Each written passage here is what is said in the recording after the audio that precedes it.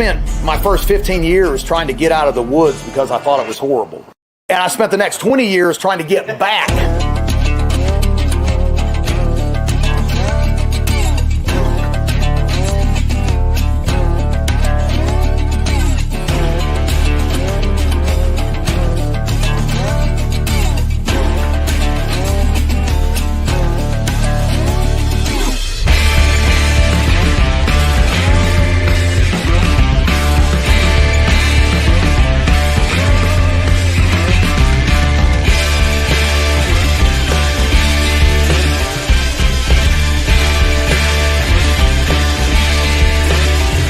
The truth of the matter is we need to be well-rounded individuals like our forefathers were.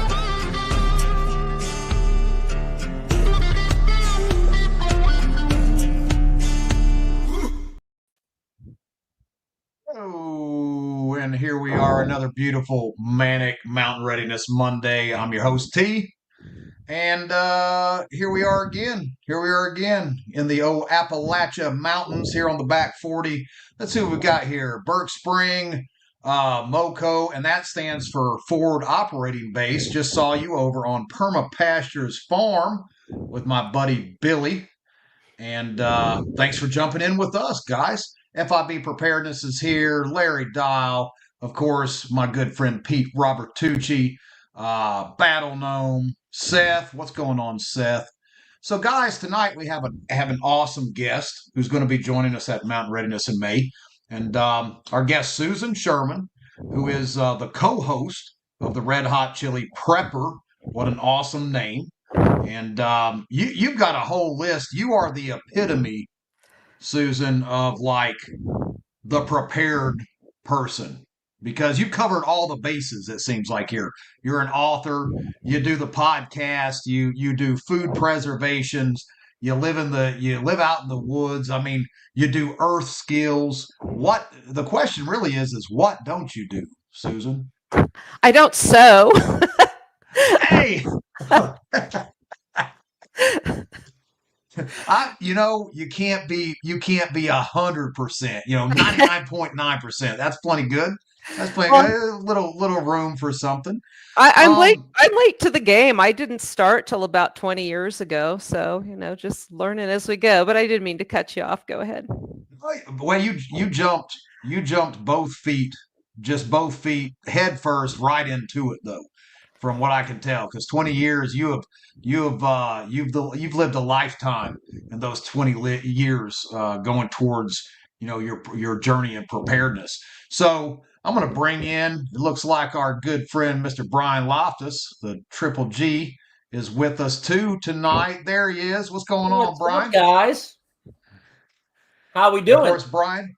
Doing good, man. Doing good. Of course, Suzanne Sherman. This is Brian. Brian, of course, is the CEO and founder of Survival Gear BSO. He's our go-to gear guy when it comes to. Do you know Brian, Suzanne?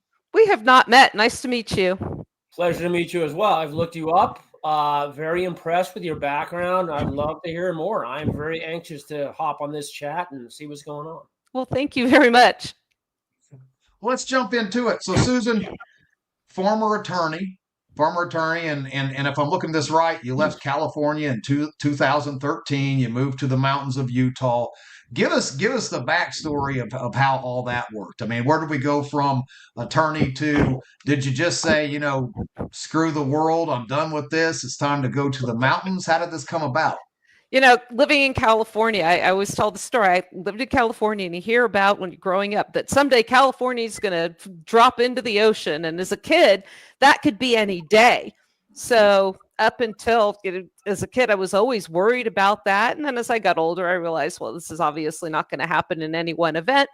But I had this seed planted in my brain that I really needed to prepare for an earthquake. I mean, they happen all the time. I felt many of them.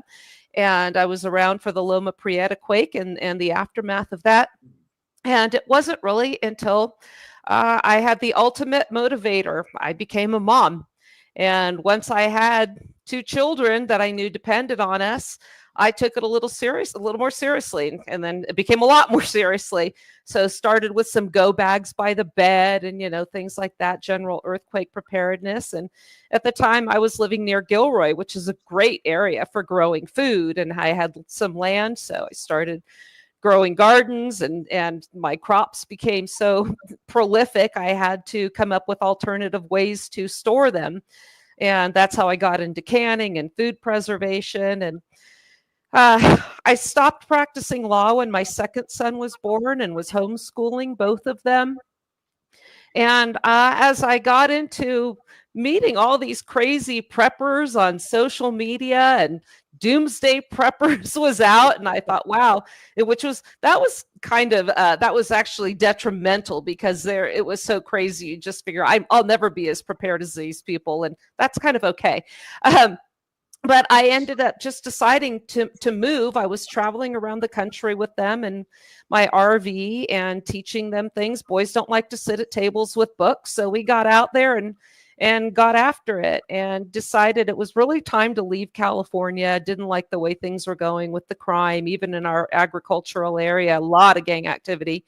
And we just happened upon this piece of property, and it was just meant to be. And once I got out there, that's when I got the chickens and learned how to hunt, learned how to process meat, and store it for long-term food preservation, and took off from there. And I decided it was just fun to share my story with the people that knew me before I never owned a firearm, and that helped me pick my first one. And then I went on to become an NRA certified instructor, and just kept going on. And even in Utah, teaching the Boy Scouts basic safety and firearms, doing some live range instruction at my property, and just went from there, and just decided I started doing a show on the Crusade channel in 2016. And that came about as a result of a month-long trip I took my sons on. And when I saw the egregious lies that was being told to people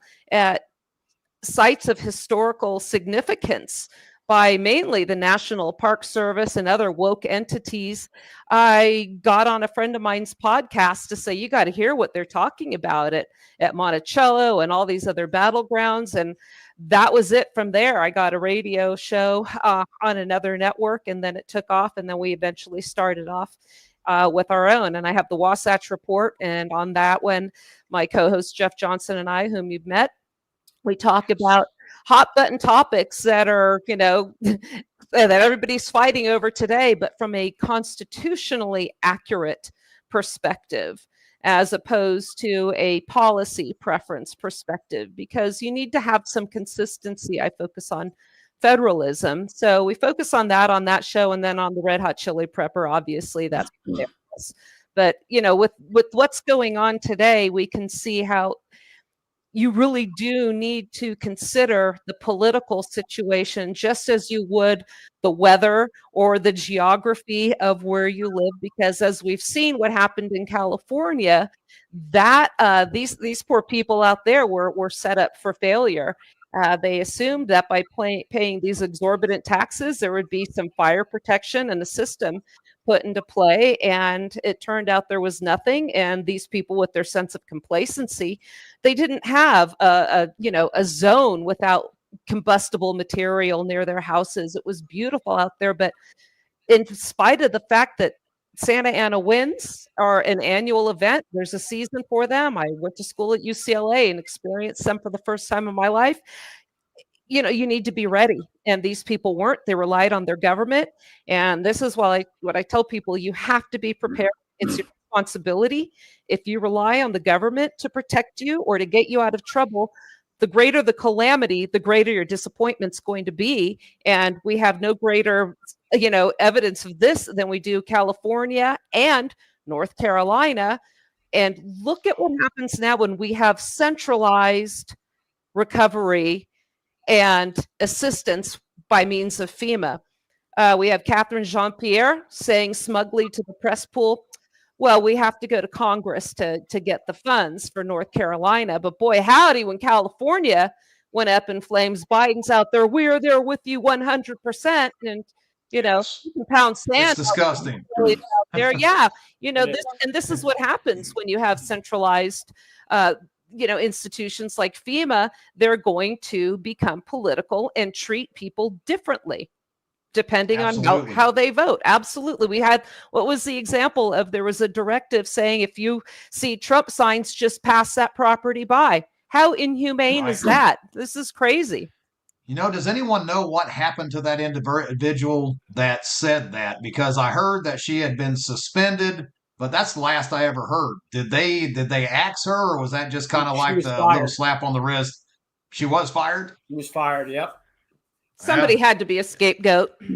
Somebody's got to catch that. Yeah. No, it's there's something, you said there as far as like the people out there in California and not being prepared. We talked earlier about, having your go bags, and there's a lot of stuff. The Doomsday Prepper show, I'm not going to get into that. It was I wasn't a huge fan, we'll put it that way. But at the same time, years ago there was such this stigma on go bags and prepping and all this kind of stuff. And now, we're starting to see that having a go bag, makes complete sense now. All these years it was, oh yeah, you don't need that. Those nutcase tinfoil hat wearing, preparedness is not about tinfoil hats. It's exactly what it says. It's being prepared, being prepared, which is something that, here in North Carolina, a lot of people got a taste of. We got a little bit of that. We're about 2 hours from Asheville and all the areas that were really hit super hard. And we've met a whole lot of people in that area helping with the hurricane relief who were prepared. They had their generators, they had wood burning stoves, they had all the things that you would say, okay, yeah, they can go without power and they can sustain life for a few weeks without any interruptions, really, other than some mild inconveniences. But when you have catastrophes like what Helene was, their preps just disappeared. It took everything away, and you yourself can relate to that, which is something you are going to be teaching a little bit about at Mountain Readiness. And you also wrote a book. I really love, you've got the survival series books. You've got everything from doomsday dining, recipes from Camp Apocalypse. That's awesome. Food preservation. And of course, your book, When Disaster Strikes. Can you tell everybody about that book right there? Oh yeah. Well, that ended up probably being part one, and what I've added to after that you can find it on my blogs on my website. I think you have that up there on your banner there. But on Labor Day in 2022, I had friends over, and we were all getting ready for a nice relaxing day and a cookout, and I heard my son screaming like I've never heard before, "What is that black smoke?" And I ran outside, and I just saw this massive plume of black smoke descending down the canyon, and lo and behold, it was coming from my barn.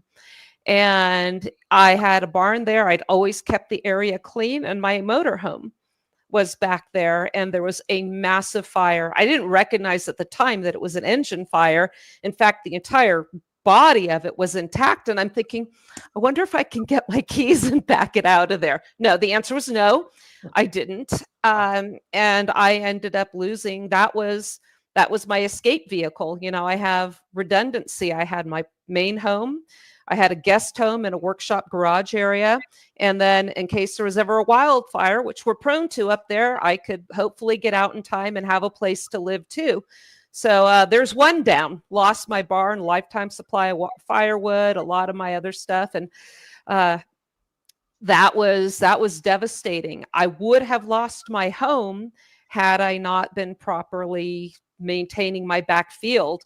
And I had a tractor, and I'd mow that back field thinking my neighbors probably think I'm crazy. Why would I mow that field? But had I not mowed between that barn area and my home, I would have lost my home. It takes about 45 minutes for firefighters to get to the area where I live. And in fact, one of the SOs was there with a garden hose with my son. And I heard him give the order, evacuate, evacuate, evacuate. I had taken a couple baskets of my things, my laptop and some clothes, and we all worked together. I always kept car keys by the door. Everybody grabbed a key, got a vehicle, got him out of the way. And we lost the barn and everything in it, but we saved the home. So I had to deal with that trauma. It was a very traumatic event. I have a picture of a 40-foot wall of fire, with fire tornadoes in there, and my son holding like a 5-gallon bucket there, just facing the fire. And it was a very inspiring picture for me. I said, this sums up my family. We face the fire. We don't run from it. And exactly. It was, I have that, and it was a traumatic event. And, but so I decided to write a book about it. And there was a lot I learned. I include in that book, I used to be a criminal defense attorney. So I was able to incorporate what I had learned with how to deal with being investigated when there's a fire. Because typically, if you call 911 and you need help, they're there to help you. And they helped us. But this is a different situation. You also become the subject of a criminal investigation, as our good friend Chris knows. And absolutely. Mm-hmm. So, I love though that you take something so detrimental and you pulled from it, because there's people that don't do that, and to be able to have something like that happen to you, lose so much, and then still be able to step back and pull knowledge from that, I think that's phenomenal. And that there, I think, is that something that we all should look at is you're going to have failures. We moved here 10 years ago and set up the homestead, and I had all these, hey, year one, I'm going to do this, this, this, this, this. By the end of the year, you're like, oh, that didn't go as well as I'd planned, but you learn from it. You step back, you learn from it. And that's awesome. That you took all that from that detrimental hardship. That's what preparedness and resilience, is about. Yeah, because sometimes you're just, no matter what you do, it's going to fail. And the example I used to use, all your preps in the world don't help you if a tornado takes them across, 3 states. And exactly. I had the similar situation, happen to me. I lost a lot of stuff out there. So I decided, well, I'm going to write the book. I'm going to include in this the emotional toll and the traumatic aspect of surviving that kind of a situation under that close call. I mean, I would close my eyes a few nights afterwards, and it was like that wall of flame that I told you about was 2 feet in front of my nose. It was right there. And it really impacts you. And I also got into, again, how to deal with the investigation, how to handle the cleanup, what to do with your insurance company. And I realized at that point I had a great adjuster, and he said, look, you're severely underinsured. So I upped my insurance on my home. It was still really underinsured, but I felt ethically, I didn't feel like it was, I guess I didn't know a lot about insurance. I should have insured it for more, but I figured, this will be enough because I'm going to have another fire. I mean, fire is always something that happened to other people. Well, let's fast forward now because the story's not over. And Christmas of 2022, just a couple months after that, my son had a space heater in his room, and I didn't use the furnace. I had one son that was sick with a metabolic disorder, life-threatening, and so he'd been home and sick, and he couldn't tolerate heat. So it was in the teens, and this was an older home. It wasn't well insulated. So my son bought a space heater for his room. So without it, the rooms would get into the 30s. It was so cold there. He woke up that night. We all convened together. He his aspect of the story was, you know what? I woke up at about 3:15 and the room was about 85 degrees, which is crazy because even as cold as it was outside, it never would have gotten more into the low 60s with that thing running. He turned it off. It had a remote control, and went back to sleep and forgot all about it. So it was never unplugged. And I had gone out that morning, and something told me to come home. I was going to be out a couple hours just recharging for Christmas, do some yoga and kind of get ready. And I couldn't settle in. Something said, get home. I was going to stay for another practice, excuse me. And I said, nope, I got to go. And as I came around the bend, I just saw little wisps of white smoke, like you're just starting a campfire. I thought, calm down, don't catastrophize. And it's our neighbors. He's been out. Nope, it's not coming from his chimney. Well, maybe they're having a cookout and they have family. Nope. Oh, no, it's on my property. And I had gotten rid of all my chickens after the first fire because I lost one of my coops. We'd gotten the birds out. But I couldn't keep them all in one. So I thought, well, hopefully it's just something in the chicken coop, because we had electricity running to that. And now I see the smoke's coming out from my son's room where the space heater is. And then this just flames just started shooting out from the attic. So turned out, my other son had said he had already called 911 by that point. And I'm in an area now, I had no cell service. So my quandary is, do I go down there, see if my son, who was on heart medication and everything else, if he's okay, did he get out? Or if there's an issue, do I go and get help first? And when I was first telling the insurance adjuster this story, I was in hysterics. It was the hardest thing to think, do you go and run the opposite way when you think your child's in a burning house? He was an adult at the time, but they never stop being your child. So Exactly. Long story short, we lost the house. There was not a single wall standing, but we were able. Mm-hmm.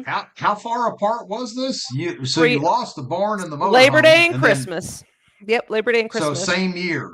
Same year. Same year months. You lost mm-hmm. everything. Everything. So wow.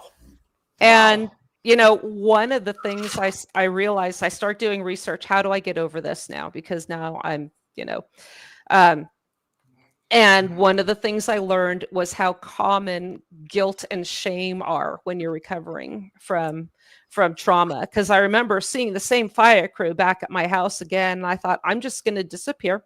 Nobody's ever going to hear from me. Nobody's ever going to know what happened.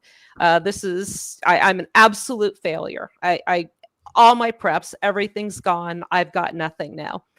And, you just I started digging in and doing some research, and how can I start making myself feel better? And in the meantime, now I've got to deal with crazy amounts of investigation, and who can blame them?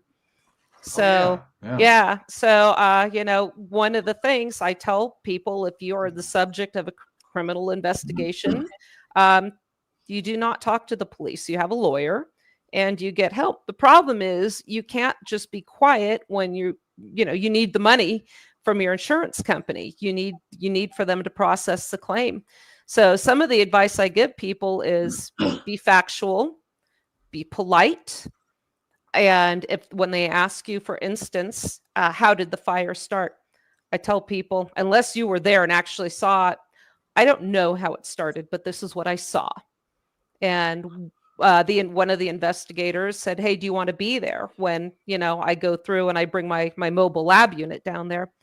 I said, no, I don't, because I'm just a little chatty right now. And I don't want to inadvertently seem like I'm trying to sway the investigation as I'm trying to figure this out in my mind. So I just stayed away from it. And I must have conveyed what happened in a manner fully commensurate with the forensic evidence, because at the end of one of the interviews with the lead investigator from the insurance company, she said, have you read the official report? And I said, no, I did not. And she said, why not? And I said, because honestly, right now, with everything we've been through, I'm focused on my family and my mental health. The report's going to say what it's going to say. And I never did read it. There's no reason to. So, we must have said something, that made sense to them, but the insurance company had paid out fully within 30 days. I'm going to give a shout out to Liberty Mutual. They were absolutely amazing. But, a lot of this is really relevant to the people that have lost everything, both in California and North Carolina. And there are a couple things that I learned, first of which is trying to collect, if you have insurance, so many people didn't, on your personal property. You are at the worst time emotionally to make these types of decisions. What did I lose? What was there? When wasn't? Because right now, your prefrontal cortex is shut down. There is no captain of that ship. This is all This is all amygdala, fight or flight. And when that thing's running the show, you can't function. And I had to break it down. And my property adjuster was amazing. She said, okay, break it down room by room, then do your clothes or by person. So I had all these things. Unfortunately, because I've lived so far from everything, both in California and in Utah, I had ordered a lot of stuff from Amazon. So I was able to go through there. Remember, if you go to a store, now they all, log your information. I'd gone to Best Buy, I'd gone to Staples, and I was able to recover a lot of my property. The other thing is, because of all my books and because of all the, the videography we had from our projects, they were able to see that, yes, I do, in fact, have a couple 100 pounds of elk meat. And I just went and compared, what you can get game for on the market and just compared all those prices. And they knew I had all this food and all that stuff. So I was able to get them. So that leads me to advising people now, before something happens to you, go through, even if you just walk through. And this is what my first adjuster had said, go through with your smartphone, just go through your house and take a video, walk through the whole place. That's step one. Take pictures of whatever you can, because you'll be trying to write all this down and then you'll see the pictures and go, oh, fantastic. And then you'll also have photographic evidence that, yes, this is what I had. This was my table, this, and you can document everything. And I was really lucky that I had, again, all those pictures from all of the, all of the things that we had made, in my home, my pantry, from doing all those videos. So that was really helpful. But it was, I thought all of these TikTok videos I've been making was just stupid crap, and here it is. I'm documenting everything I own. Well, you really are. Chinese government as well. But no, we did a lot of the same thing, itemizing and, making lists of what we have on top of taking pictures. And a lot of people don't do that. Down to, if you don't own a home, back in my single days of renting, I would go in and take pictures of the entire. I saved thousands of dollars one time in an apartment because they tried to stick me with damage, to that apartment that was not mine. It was prior to me moving in. And so, that documentation is everything. Having that stuff at hand, that's top-notch info for people right there. Yep. And because of the first fire, I'd lost so much of my other stuff, and I'd been in the process of moving things around. So I didn't even have a gear bag in my car. We were just trying to recover from the other one. So I literally had the clothes that I wore to, to town that day. And, it's after everything, it's made me a better person. I have a true sense of gratitude for, what happened versus what could have been. And, there were little signs as well. I had a log bed. It was a very a kind of a hunter cabin, log cabin kind of feel. And my cousin's Catholic and had given me some just plastic rosary, and I had them on my bedpost. And when we were able to go back, my son said, look at that. And there was that bedpost looking like it had been a campfire all night, and the rosaries were completely undamaged. Awesome. Wow. Yeah. Yeah. So we got a picture of that. Yeah. Little reminder. It's weird. I was in, not that it was a fire. I think it was 2008 or 2009. I was in Italy, my first time, only time ever. And I was at the Vatican, and I always grew up Catholic. I consider myself a recovering Catholic now, a Christian. And I got a set of rosary beads from the Vatican, and I went down to the catacombs, and they have a number of security guards around there. And they will take your rosary beads. And at the time it was, St. John Paul II, I believe.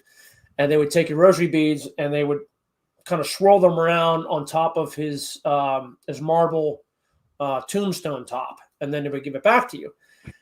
Now, I was over there for about 3 weeks, 2.5 or 3 weeks. Whenever I came back to the United States, the only thing missing out of my bag were those rosary beads. That's it. Nothing else. It was strange. Again, not that it was a fire, but it was the only thing, and that's the only thing I really wanted to bring back from me from the country of Italy was I had some great wine too, and some good dipping sauce. Well, some great olive oil. They all made it back, but the rosary beads never made it back. Wow. You know, it's the little things like that that stand out. You had mentioned too. Let's see. My wife's on here. I don't. Hi, Amber. She's warning me to not do so. I think she was talking about TikTok videos, is what that was. So she gets on to me all the time about doing videos and trying to make bad content. And I'm like, I get it, you know, but I gotta do it. I've got to do it. What's Patrick say here? He says, I'm a stickler for having fire extinguishers everywhere, truck, multiple rooms in my house.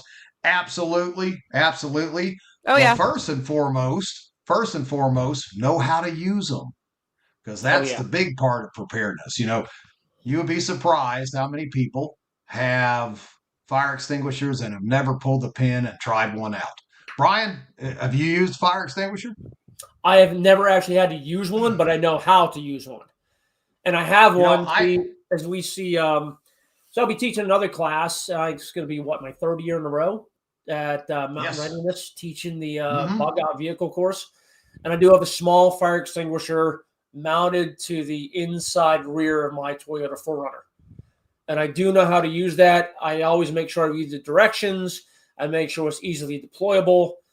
And, make sure how to use it. Make sure it's the correct type of fire extinguisher. You know, ABC, etc. Are we in an electrical fire area, grease fire, etc. Paper, grease fire. You know, so the correct type of fire extinguisher. But I tell everybody, go get you can find fire extinguishers anywhere, yard sales, flea bar. I mean, get one that's got a little bit of a charge on it, pop the pin and actually use it. Try it out. Get you a little fire going and then try to put it out. Z pattern, you're supposed to work back and forth in that Z pattern, back and forth, crisscross and back and forth. You'd be surprised. It's not as easy as what it looks like in the movies. And having a fire extinguisher and never using one is the same thing as having a firearm and never knocking the dust off of it and pulling the trigger. The last thing you ever want to do when it comes to equipment is to test it when you actually need it. So fire extinguishers are great, but guys, give it a shot. If you've never used one, just go get one and use it. Pop the pin and play with it. It won't hurt you, I promise. But except for that Oculus firefighting foam. There's all that cancer stuff that they're coming. But everything gives you cancer these days. It just doesn't matter. TikTok videos are not evidence. No, they kind of are. TikTok videos are kind of evidence. In fact, some of the TikTok videos are evidence of what an idiot I am. If any of you people have watched my video on the tree limb that I cut down here a week or so ago, you can agree with me. That was ridiculous. You might want to take your wife's advice. She's a magistrate. You're not. That's true. That's true. Gotta give her that. She's the brain. Where was I going with that? So you were the author of Federalism, Decentralization Can Save America. Give us something on that book. How did you come to write it, and kind of an overview of what we got there? Well, I decided to write an article, I think it was in 2016, and I just called it "Good Enough Politicians Aren't Good Enough." And it was just, it's not enough for a politician to just say these are my policy preferences and have disregard for federalism, which means everybody conflates federalism with our federal government, but what we're really stuck with right now is a national government with top-down decision making where the states have lost their sovereignty. And federal government is supposed to be limited in nature with adequate responsibilities, adequate power to enforce its few responsibilities. And what we have right now, look what's being fought over. We were talking about marriage, we're talking about jobs, we're talking about healthcare, all these things that were never delegated to the general government. And people seem to think, well, we're taught in school the inversion of what we have today. And one of the chapters I wrote about is the problem with lawyers and the Constitution. So this is really a collection of articles I've written for the 10th Amendment Center, Abbeville Institute, and I think another article I wrote was published originally by the American Conservative, and that was based on the trip I alluded to with, and I included now Civil War as well as Revolutionary era sites, and that's called Lies My National Park Told Me, and that you can find that on my website as well. So I just found these hot topic, issues that were prevalent during the day, firearms and national reciprocity. Thomas Massey's bringing that one up again, national concealed carry reciprocity. He should know better. We're talking a lot about immigration, a lot of stuff with executive orders and sanctuary cities where we have these battles, and really admiring or respecting federalism. Federalism is originalism, and this is the problem where you have, and again, I'm not pointing fingers, but people that call themselves constitutional conservatives are guilty of making the same mistake that, let's assume everybody's well-intentioned, people on the left want their policy preferences enforced upon all of the states, and they're going to use the Supreme Court to see that. And look what happened. Look at the outrage versus the Dobbs v. Jackson case, which was decided properly, but their interpretation is Roe v. Wade's been overturned, and now we're going to have the Trump abortion ban. And he said no such thing. He said, no, it's returned to the states where it belonged in the first place. The problem is they pick and choose what aspects of federalism they like, and this includes the Supreme Court, because in that same session, you're probably familiar with the New York Rifle and Pistol Association versus Bruin. And, gun people like us, yeah, that's great. We want these draconian gun laws from California and New York and Illinois and what have you struck down because they violate the Second Amendment. The problem is, look at the inconsistency here. The Supreme Court properly reserved an issue never delegated to the states in Dobbs v. Jackson. I think because they just didn't want to come out and say, we really don't like abortion, but we're not going to say so. We're just going to, all of a sudden, for once in our lives, remember the 10th Amendment exists. To be consistent and to be accurate and in conformance with originalism, they should have allowed the New York law to stand. The Second Amendment doesn't apply to any type of gun, doesn't apply to the states. I don't care what you say about incorporating the 14th Amendment. That is unhistorical, and it's a misinterpretation of it.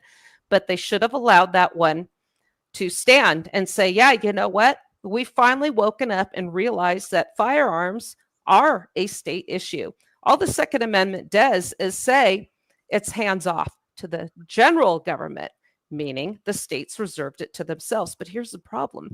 If they had done that, that would make the Bureau of Alcohol, Tobacco, Firearms, and Explosive obsolete. I'm fine with that. It doesn't have any authority to exist in the first place. Yeah, what do they say? It should be a convenience store.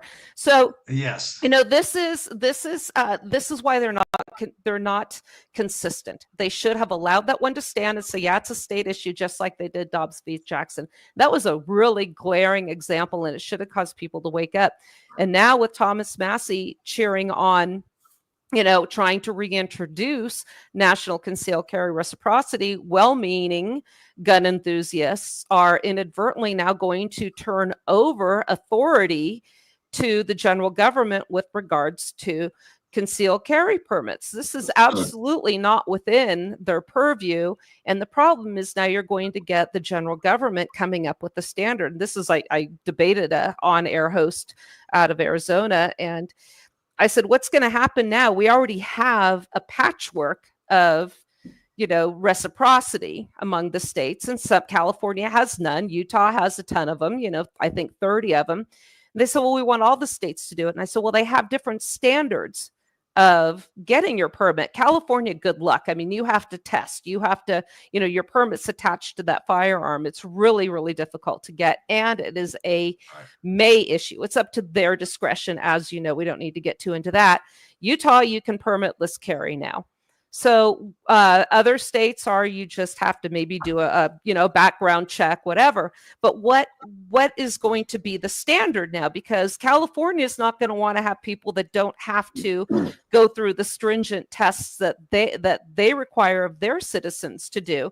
So when I presented this issue to this radio personality, he said, well, then it just goes to the Supreme Court and they can come up with a standard. Well, that's just dandy. What kind of standard do you think they're going to come up with? Because, these lawyers that are dressing up as wizard costumes think that now all of a sudden they're firearms experts and they're going to come up with all this.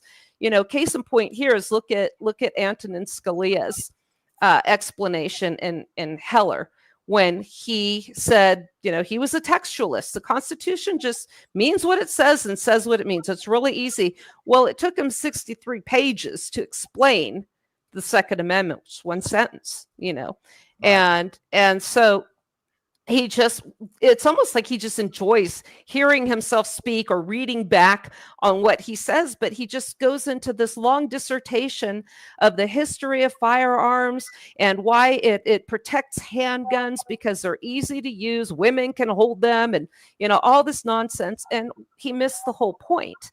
And the point was, this law in Washington, D.C. is unconstitutional because it violates the Second Amendment. End of story. That would have been enough there. But now what happened by saying that it protects handguns, it leaves the door open, and we've seen this in Massachusetts and other places, bans on the guns with the evil features, the ARs, the assault rifles. And what do they turn to when they justify these proposed bans? Heller.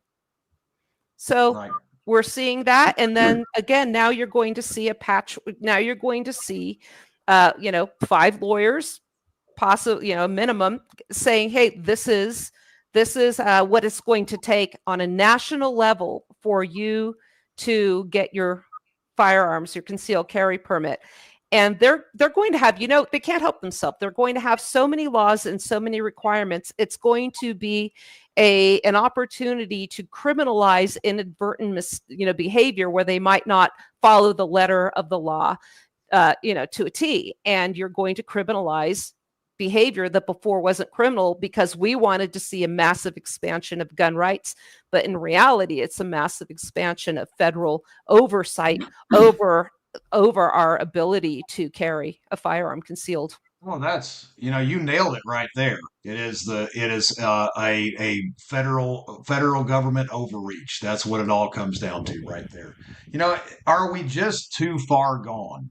I'm watching these. I keep seeing everything from Doge, which is coming out with the spending that we're seeing, and it is mind blowing. It is mind blowing. Why am I still paying federal taxes?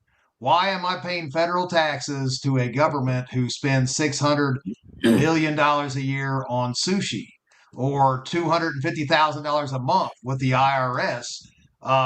For cinnamon K-cups, not to mention, I'm a big, the IRS was supposed to have been shut down to begin with. It was there for funding the war, and then that was supposed to end. But, you keep piling all these things on, and it seems like every single time you turn around, we end up in the same place, which is criminals are running the streets just fine. We suffer.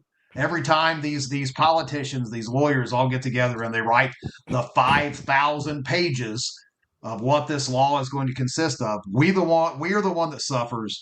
The criminals are running rampant in the streets. Now we have the landmines that are blowing up people on the borders, and we've got this immigration thing. I'm saying we've had a bunch of right here in Charlotte. And all the cities across the United States. Not riots yet, but I feel like it's heading that direction when it comes to this immigration thing. What do you think? Are we just too far gone? Susan, is there really let me know. I think my strategy right now is to just inform people as to what the original intention was, and we can have that conversation about decentralization. and be consistent in that. And here's where it's so challenging. You mentioned immigration, and that in my book, I actually have a chapter on immigration, and it's called The Constitutional Solution to Immigration. And for everybody that's touting federal immigration law, I just say, okay, please show me where in the Constitution the states delegated immigration to the general government. I'll wait. It's not there. But people say, well, wait a minute, we are, one nation under God. We have these borders. We need to enforce them. I'm going at this from a constitutionally, historically accurate perspective. And when it was ratified, 13 sovereign and independent states on a par with England, France, Spain, they were sovereign, came together for very, very limited purposes, a common defense and from the outside, and then essentially a free trade zone on the inside. So how do you reconcile fixing the problem we have now by saying, well, it's obviously up to the states? And the answer is you can't. We have come too far in that, but we can still have the discussion of why this happened.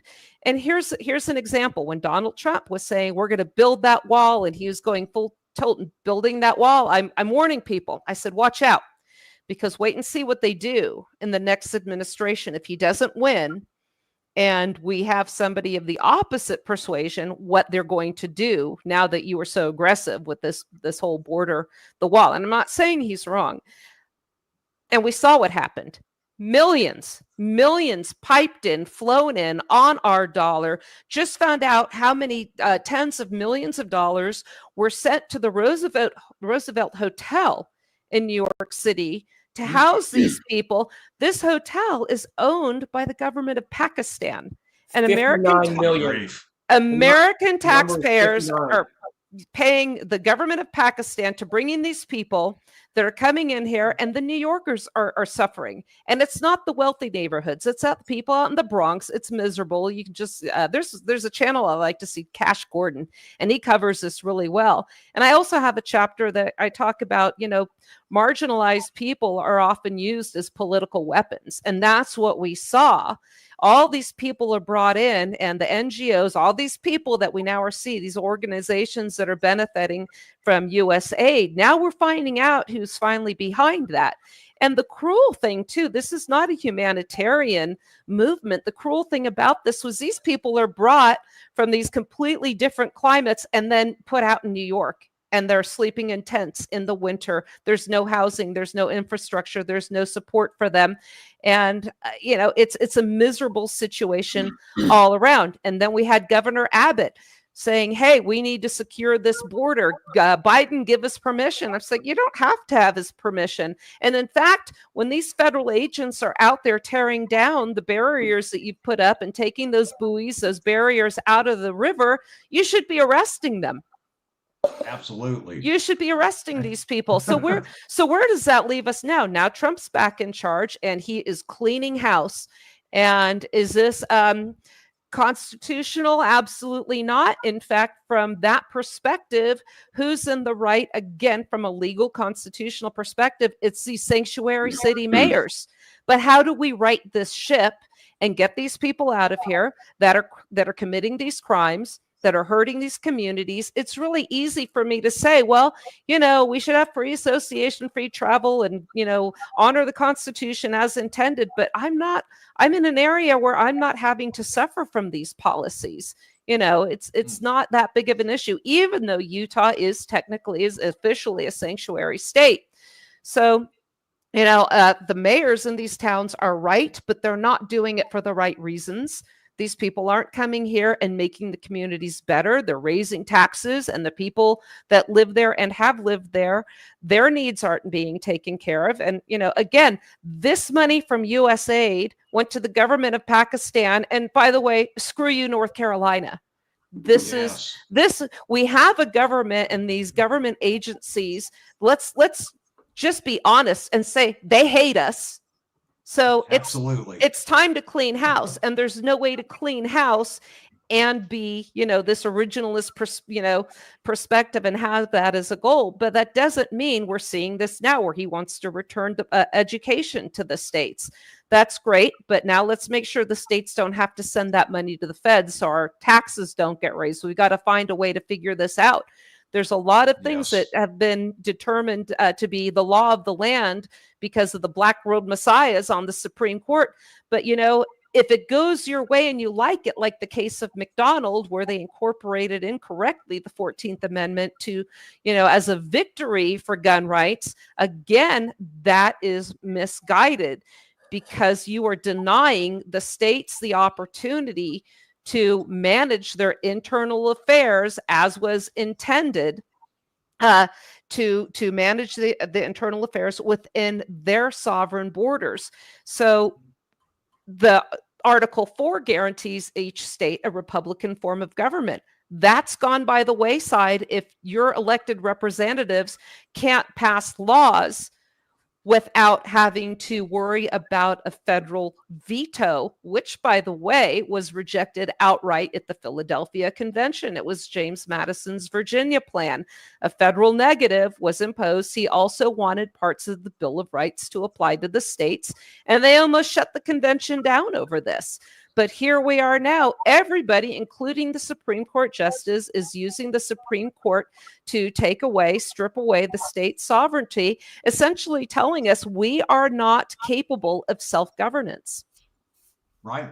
One thing too, and this is for both sides of the political party that is a fact is, and I'm not talking about the terrorists and all this other garbage that's come across our borders. I mean, by far, we've got plenty of those drug cartels and terrorists and people that mean us harm. But the actual people that have been brought into this country, that's been let into this country, that's been put in these fancy hotel rooms and handed driver's licenses and snap cards and money and all this, and then they've been kicked out in the street. Now they're living in tents. Both sides of the political parties have used these people as pawns. They pushed them back and forth. You've got Republicans over here. Oh, yeah, you're a sanctuary city. We're going to just bus all these people to your town. They've used human beings to push their agendas, and that goes on both sides. So it is sickening. I just saw FEMA just kicked, I don't know how much money. It was a bunch. I was skimming through it right before we got on here. Kicked a bunch of money for putting illegals in a hotel, except for that, they didn't have any money, is what they said. That was through USAID. That's what went 59 through. 59 million. Yeah. That's what it was. 59 million in 1 month. 59 million in 1 month. Good grief. Yeah. It's just mind-boggling, man.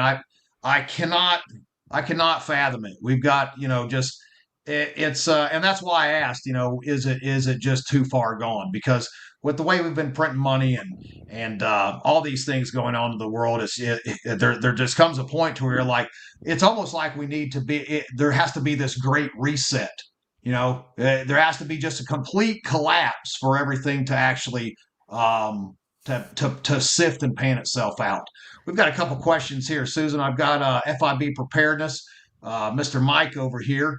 And he says, Susan, do you think the Supreme Court will finally save the Second Amendment, or will they continue to kick the can down the road? Well, I don't know what he means by save the Second Amendment. The way to save the Second Amendment would be let those gun laws like New York Rifle and Pistol Association, California's gun laws that we don't like, let them stand so we can have federalism. The Second Amendment, for them to save it, would be to declare the National Firearms Act of, I believe, 1934 as a violation of the Constitution and shut down the ATF. And let that go back to the states. We talked about education going back to the states. Well, we have Brown versus Board of Education, where the Supreme Court has said you cannot segregate. We had another Supreme Court case that said you must educate the children of those that are here illegally. So if we can return these powers back to the states, and I'm not an advocate of discrimination. That's not the point here. But once again, these were cases that should never have been held before the Supreme Court. And every state should be a laboratory for liberty, And some people are going to naturally gravitate towards states like California. Let them. Let them. Some people are going to want to go to Oklahoma. No, if you're gay, you cannot get married here. Again, I'm not advocating one lifestyle over another, but this should be within the providence of the people in these sovereign and independent states and their duly elected representatives as guaranteed in Article 4. And remember, in Article 7, it flat out says the states had to ratify the Constitution creating this government. We again have an inversion. The victors write the history, and that's why Lincoln is claimed as a hero when he was the one primarily responsible for really sealing the fate of nationalism to the death knell of federalism. So we really have two Americas. And the first America that was proposed was like the Jeffersonian America, where we had true federalism. And then we had Hamilton. So Hamiltonian's version, which was originally Madison's as well, had gravitated now to Lincolnian America. So it is one United States instead of these united uppercase U or little-case u and lowercase u and uppercase s, United States. So we have become the United States, and now we've got the Supreme Court and other government agencies dictating how the states are going to run their internal affairs. This has to be returned back to the states. It's going to obviate the need for all these federal agencies. And at that point, maybe then we can. But it's really frustrating because we've seen the the feds have a stranglehold on healthcare. That's not going away. I don't see that happening because of the pharmaceuticals and how big the NIH has gotten. But there are certainly ways that we can make our lives better by trying to get them out of it. And honestly, if they're not going to do it, I think DOJ is helping a lot. It's up to the states to nullify, interpose. This goes back to the Virginia and Kentucky resolutions, and that was Madison and Jefferson. This is nothing new. This is nothing radical. This is American constitutional history at its quintessential finest, and it's up to the states to get back to that. It's their duty as sovereigns. Absolutely. And Burke State, yeah, a lot of diseases coming across. I don't know. We've had some weird stuff. I'm just now starting to feel better from whatever I got. And I know there's just been crazy stuff going on all over the place. Nationalized health care. Do you think that's where we're heading, given the circumstances? Aren't we already? I mean, seriously. Yeah. I mean, to the extent of Canada. Yeah. No, I mean, we're not a single payer, but I think definitely there's been so much corruption in this. And if you look and see now, I did an episode on my show with a woman named Dr. Marianne Block, and she had a daughter who had a bladder infection, and the doctors ended up having her on this kid on a 7-year-old on a cocktail of psychotropic medications.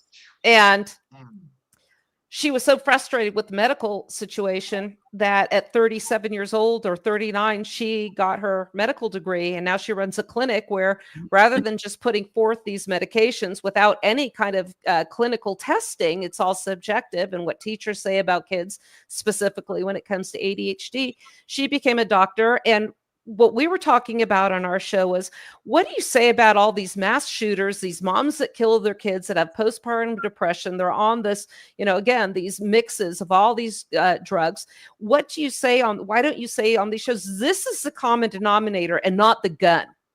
And she said, I've tried, and that's why I can't get on these shows, because what did they say? Our advertisers will never allow it. Right. Yeah. Right, because that's where and of course you can't say bad stuff about the AMA and all the drugs that they're pushing. That's not allowed because that's billions of dollars because of sick people. So now it's in Homestead Medical. What's going on, Chuck? That was an awesome class. I wish we could get Sonny Pazookas out to Mountain Readiness. I wish he wasn't booked, but Chuck just did a class with Sonny. What would be the best way to put that class, Brian? Did you see the stuff that they were doing out there? You know what? Actually, Chuck and I talked a couple of days ago. I love Chuck. He's one of my favorite guys in the entire industry. I've never taken a personal class with Chuck, but I'm actually going to take my first one with him in a couple of months here, coming up for Mountain Readiness in May. I'm going to clean toilets and empty trash. So you guys enjoy that awesome class. That's what I'll Good be luck doing. with that, T. Setting Good luck tents with up. that, bud. Yeah. Take some notes for me, buddy. Susan, you are going to be teaching there at Mountain Readiness. We got you to come on board with us, and you're going to be talking about your book and federalism, and how to survive. Give everybody a little tidbit about what you're going to be teaching there, how that's going to go down. Well, I think today was a little bit of a heads up for that. I will get more into the weeds of how this country formed, and the historical aspects of the Constitution, what was intended as opposed to what we have now. Give a little bit of why we are where we are now, when that goes into how we are educated and why they are teaching us the opposite of the truth. Who does it benefit? And then I'll also have a class. I'll have two classes of that. I think one will probably discuss immigration, birthright citizenship, all these executive orders that are coming along. There's a lot of opportunities in there. And then another one, we're just going to focus on guns and federalism. I mean, you got to love that. So that'll be a lot of fun. Yeah. How can you not like that? Suzanne. Yeah. What day and what time is your class? I don't know. Haven't said it yet. That there. Okay. And why are you going to ask that, Brian? Like it takes me 40 number one, I want to know. hours Number to two, put there's a lot of times people on who are all going to be at the event. They want to know. I'll make sure we don't cross over yours, so that No, way I'm you not can worried sneak about that. over Well, there. actually, I am worried about that because I actually want to attend your class. So I would love it. Don't have mine. Class go to yours. Don't have mine conflict with Pat Miletich. I am a huge UFC MMA fan. Man, Pat is. I've got to talk to Pat, and that dude is not only just a beast, but when it comes to the health stuff, he runs, Mineral King. He does all that stuff, the health. He's huge into, detoxing the body. I'm actually buying a detox from him that he suggested for me that Billy Bond with Permapasture Farm has been using. I'm going to give it a try. Supposed to be working miracles, pushing out all the heavy metals out of your body and stuff. But yes, I will make sure that you do not overlay with Pat. But yeah, Pat is an awesome dude, the Croatian sensation. Can't wait to meet him in person. And then we'll also be talking about, a little bit about the fire, and not just my fire from a personal standpoint, but just really how to overcome from an absolutely devastating loss. We're seeing it, on both sides of this continental landmass here. And I want to share my experiences. And also, if anybody's there and they're just struggling through something like that, come find me. And we can just hang out and chill. It's not just misery loves company. Misery and recovering really helps when you can be around somebody that experienced something similar. So I offer my support to anybody that's been through that. Absolutely. And, preparedness is 90% mental, in my opinion. That mental state, of not giving up. And I've seen some crazy stuff myself, same as Brian has, same as most everybody on this earth has. But that mental game has to be strong. And a lot of times that strength has to be derived from fellowshipping with like-minded individuals. And that's why Mountain Readiness is a great place to come hang out. So come see us. Brian, lead us out of here with something, man. What you got for the evening? All right. So I was very excited to actually get onto this call tonight. So most of you guys are watching now, I'm usually on these calls with T, and I saw Suzanne was coming on here. She's a big constitutionalist. I'm a big constitutionalist. I actually carry around, I shit you not, I carry around 2 copies of the Constitution, photocopies, in my vehicle and an accordion binder, as well as civil rights and civil rights cases, things like that. Because, again, I'm a big constitutionalist. Obviously, I'm a big 2A guy. I carry every day of my life. I think everybody should who can. And I was really interested to get your input tonight, Suzanne. Thank you so much for coming on the show. I cannot wait to take your class. Please don't let it overlap with mine. No. And I can't wait to take your class. Thanks so much for coming on tonight. Oh, it's an honor to be here. Yeah, Susan, lead us out with something. Lead us out. What's your predictions for this year? How about that? Do you have any insight on where we're heading? I first of all, I'm thrilled the election went the way it did. I am not one to ever, put my weight in one political personality, but this goes back to what you said earlier. Have we gotten past the point right now where it's not going to take something drastic to undo this intentional damage that has been going on? And I don't mean starting from Obama. A lot of people think everything went bad when Obama came into office. This is the system that we have. And this is a system that was created when this government was centralized. And, you know, it kind of went off the rails very early on. So we really need to take some drastic efforts to right the ship. I think there's going to be a lot of pushback. I think there's going to be some violence. They tried to kill, you know, candidate Trump twice at least. And I hope Elon Musk has some fantastic security. He has really kicked a hornet's nest. And so I hope they all come through it okay, and that they don't back down. We really, really need to get rid of this contingency that has been just thumbing their nose at the people of this country, and not even for the benefit of other people around the world. They've just been spreading misery for whatever reason, I don't know. But I am faithful that this evil will come to an end. And we just have to really, again, be prepared, rely on each other. And we're in a great community, but we're also an echo chamber, which is why you really need to talk to people that might not be inclined to prepare. And, you know, a lot of folks say gymnastics should be a word. It is now. Thank you, Gwen. Now it's coined it. So, you know, it's a great opportunity. I'm absolutely honored to be on this roster of just legends, and I can't wait to come out there, and I'd love to come back on and chat with you guys anytime again. Hey, absolutely. Susan, thanks for coming on with us. And of course, Brian, always a pleasure, brother. You know, guys, you know, the best way I can put it is that was a great way of what you just said for looking towards the future. And let me add, get that training. This is not a time to breathe that sigh of relief because the almighty, all-seeing, all-knowing Trump is going to fix everything.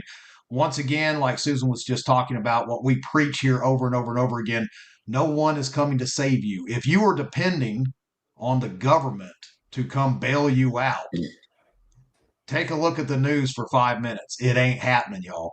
So this is the time to take those classes from Chuck over at Homestead Medical. Come see Susan here and take her classes. Take Brian's classes. Come or go somewhere else. I don't care, but don't take that deep breath, sigh of relief, and hang up the war belt, because we just getting started. So till next time, Susan, thank you so much. Looking forward to seeing you again there in May or sooner. Brian will catch you around, and Russ, if you would roll us out of here. People, stay safe.